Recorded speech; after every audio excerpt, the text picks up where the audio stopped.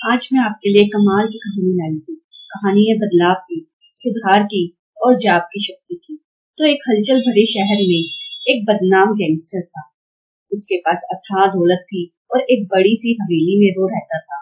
उसके 3 खूबसूरत बीवियां थी जो पूरी तरह से उसकी दीवानी थी। एक दिन बाजार में टहलते हुए उसकी नजर एक सुंदर औरत पर पड़ी।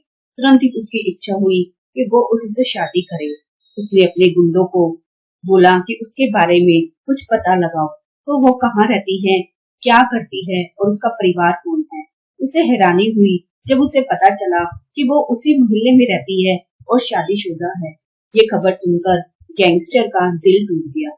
वो इस बात पर अड़ गया कि कैसे वो उसे अपनी तरफ खींचे। बस दिन रात यही सोचता रहता था।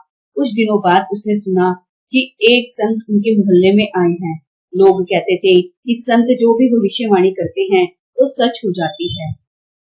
उत्सुक होकर गैंगस्टर संत के पास गया और अपनी इच्छा बताई। संत ने गैंगस्टर की जिद को समझते हुए एक योजना बनाई।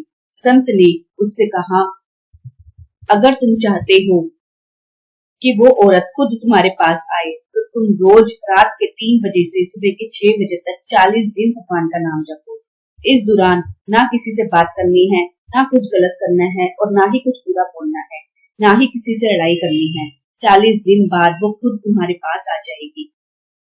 गैंगस्टर अपनी इच्छा पूरी करने के लिए बेताब था। मान गया और रोज 3 घंटे लगातार जाप करता था। दिन बीतते गए और कुछ चमत्कार होने लगा। उसका मन बदलने लगा। उसके आसपास के लोगों ने उसके बदलाव को देखा तो लोग मोहल्ले में उसकी इज्जत करने लगी। उसकी कहानी पूरे शहर में फैल गई। जब उस औरत के उसके बदलाव के बारे में सुना तो वो उससे मिलने आई, उसका सम्मान किया और बोली, जिस तरह आप दिन रात भगवान का नाम जपते हैं वो वाकई प्रेरणादायक है। कृपया मुझे भी सिखाइए, मैं भी जप करना चाहती हूँ, ये बड़ा उपकार होगा।